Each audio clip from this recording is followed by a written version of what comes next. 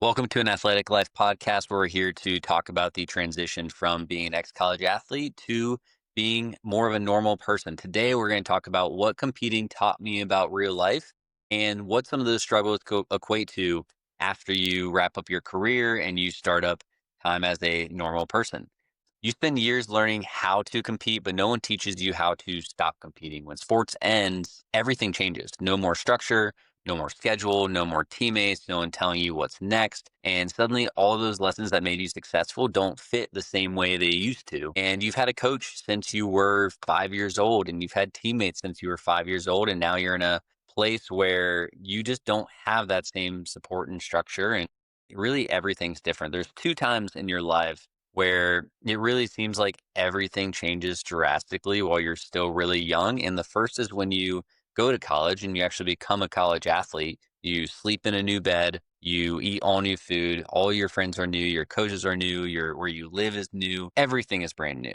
That's the first part. Now the cool thing about it is you have built-in friends, you have built-in structure that makes that transition really easy. Now you flash forward, or right now, 5 years for some people that have COVID years, or even if you red shirt or gray shirt or the different things that you can do to extend that career. Regardless, when you finish it up, you have all of those things that are brand new. So no more structure, no more teammates, no cafeteria anymore, no one kind of telling you like when and where to be outside maybe a 9 to 5 or whatever career you go into. Really, everything's kind of on your own. There's no transition. You're just like finish up your last competition and you're done. So if you really look back at what sports teaches you about life, some of it is incredibly helpful and some of it holds us back because it doesn't apply to being a normal person. So we're going to break it down into what sports got right, and then not necessarily what sports got wrong, but what areas or character traits do we develop or kind of mindset things that we go through on a day to day basis as an athlete that no longer apply to us or apply to our lives differently when we are no longer athletes. So, what did sports actually get right? The first is accountability. You showed up because other people counted on you.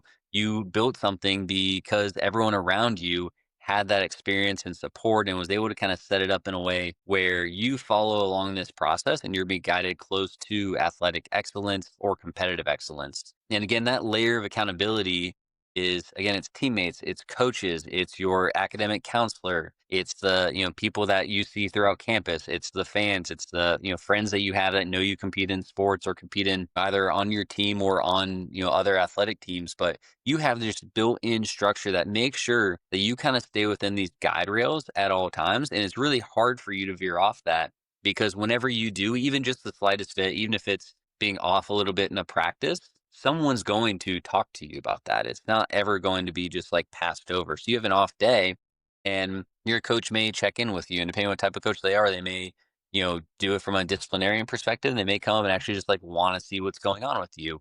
And maybe you didn't have that support from a coach, but your teammates are going to do that for you. Even for your self accountability, when you didn't show up and do your best. And so you have all these layers of accountability that support you and make sure that you're on the right track. But the second you like outside of that bubble, you kind of have to relearn accountability. And so we'll get to that in a little bit. The second thing that you truly learn, and the main reason I believe that Fortune 500 companies and us particularly and all the other businesses that really do well love hiring ex-college athletes is because the work ethic we bring. We learned how to do hard things on days we didn't feel like it. That doesn't just disappear. It's just like waiting to be used again. And we use it from the time that we get into sports and we're taught like A to B 100%, show up every day and give everything that you have, kind of how to fight adversity and how to stay on that path. And also getting used to a little bit of delayed gratification because we may go through an entire preseason, we may go through an entire season, and even into a postseason of like not really celebrating or having those wins. I was in a sport like swimming where we train like crazy amount of hours. We train 20 hours a week staring at a black line for really no apparent reason for a race that can be 20 seconds long. Like if you really think about it, it makes no sense whatsoever. But we train all year for that race to do well at the end of the year. And so we'll swim 12,000, 15,000 meters a day or yards a day to be able to do a 20-second race really well. And so that takes a ton of delayed gratification. And you look at really sports across the board, rarely do you get to show up on day one and like get gratified by what you're actually going through. Like you have to get used to working hard and knowing that you're not going to get those results right away. Next is coachability. You learn how to take feedback, you learn how to get called out, you learn how to kind of improve instead of defending. And that's a rare thing outside of athletics because it's just not something that's taught. There's no environment for that that really thrives outside of athletics. And that's one of the main reasons that athletics and you're just kind of built a little bit differently and something that like athletes, like non-athletic regular people can never really relate to because they've never had that environment where it's like, okay, not only do I have to take care of my job and do what's important for me to be successful, but I also have to fit in this room where like I have teammates that are relying on me and I have coaches that have expectations of me and I have athletic department that has expectations of me and all these different things that like expect you to take advantage of that opportunity and make the best of it and learn and grow. So you learn how to take feedback really well. The next is consistency. We knew like one game or one meet didn't mean the world. And I had a coach that I worked with where he would always tell us, like, never let the highs get too high, never let the lows get too low. We know show up every single day consistently. And if you do that again and again and again, you will get the results. So we learn how to be consistent.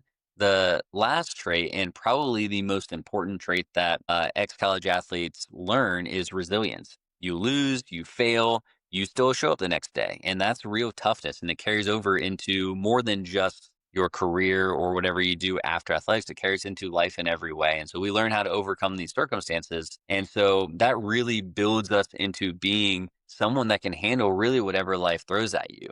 Now, we're going to transition kind of in that second part about what sports didn't necessarily get wrong, but things that we struggle with applying once we are out of that athletic world. The first is the all or nothing mentality. In sports, you either win or you lose. In life, that mindset burns you out. It doesn't work. You don't have to win every day. You just have to keep moving forward every day and make progress.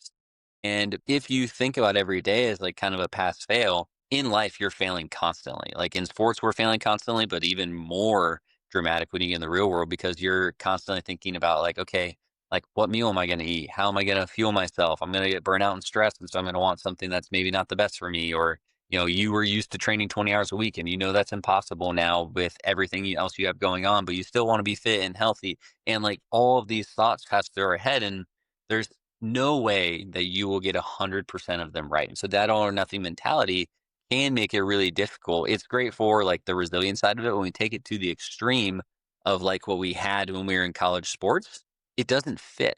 And this is where we see a lot of people that struggle when they get into the real world after being athletes is they think, okay, I just have to find the right regimen. I just have to find the right routine or the right program or whatever, and it'll work for me. And the reality is that's never going to work because it's too cut and dry. It's too along one path of saying, okay, this will work for every circumstance. But life, once you graduate, is not linear like a season. It's not linear like a competition schedule. You don't even know what a lot of the obstacles that are going to pop up throughout your life are until they pop up suddenly. And so, how do you navigate those things? And we spend time kind of breaking down, like getting away from what we expect as perfect, more towards like, okay, how do we just stay consistent versus that all or nothing mentality?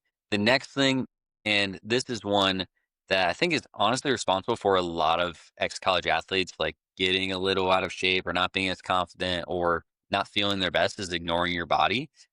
We're taught in athletics, like we're praised for playing through pain. Now the mentality kind of destroys progress and listening to our body like kind of becomes a strength. Like when we start to, feel tired and fatigued, like, okay, what do we do about that? Now we obviously as athletes, like when we were tired and fatigued, we had athletic trainers to go through. We could go do, therapy or like, cold tub therapy or heat therapy or, massage or, Normatec or the millions of resources that we had. Like they were great, but at the end of the day, you were going to go out there and compete.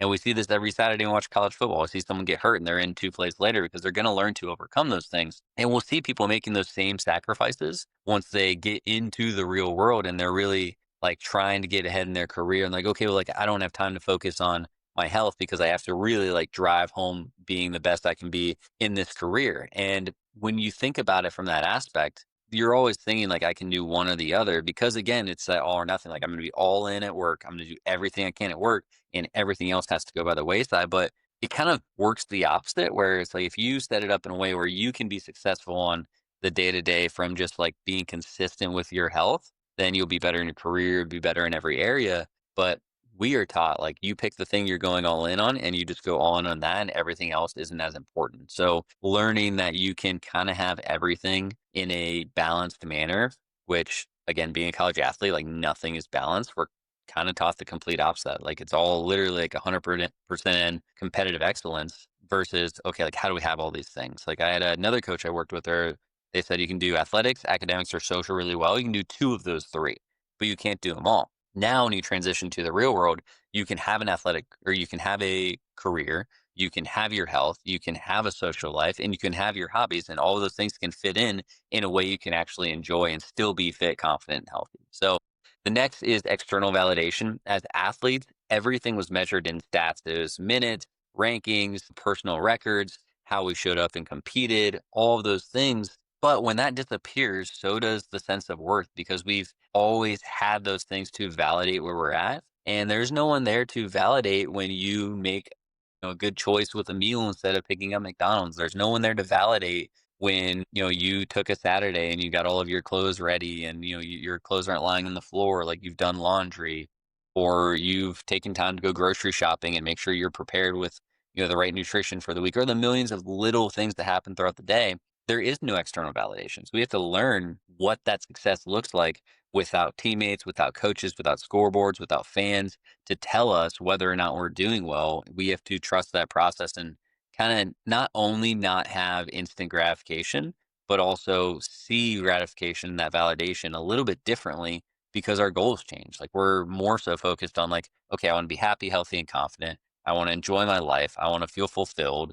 And that's our validation now. So last thing, identity in performance. And when we are no longer athletes, you kind of start asking like, who am I now? Because we've always identified as, and I mean, it's a great thing. Like one of the things we really believe in is like you're always an athlete, but not in the sense of we're going to train 20 hours a week and we're going to grind and do all these things that like just don't fit into life now. We're going to build it in a way where it's like, okay, I'm going to live an athletic lifestyle, but I'm actually going to enjoy every element of my life because it enhances it versus taking away from it. So making sure the food that we eat and how we fuel our bodies helps us feel good, have good energy, sleep well, reduce stress, like actually feel our best every single day. We're going to exercise to unlock other parts of our life, making sure that that bucket is filled for whether we want to actually feel confident in our bodies and feel our best selves in that manner. Make sure we can show up at work and not be in constant pain. Make sure we can be around for our kids and our grandkids, and making sure that we actually like are set up to have that bucket, like our health bucket, full so we can fill all the other buckets that go into life. That's a bit about both what athletics did and what you can kind of twist into a way of like, okay, like these are things that maybe it didn't necessarily teach us the right things. And it's not that it didn't teach us the right things. It just has to be more of a transition away from athletics versus it being truly tied to like, okay, you finish your last competition and you don't know what to do now. So goal isn't to stop being an athlete. It's to redefine what that means. You still have discipline. You still have drive. You just need a new direction. Being an athlete was never about sport. It was about how you showed up for yourself. So keep that part, keep the work ethic, keep the resilience, just apply it differently. The game might be over, but the way you play still matters. The way you go about every single day and the goals that you have shift. And we just have to find a way to be consistent, find the validation, and be able to know, like, okay, this is the right path for me to be on for the next 15, 20 years. So I hope you enjoyed this episode and stay tuned for future episodes.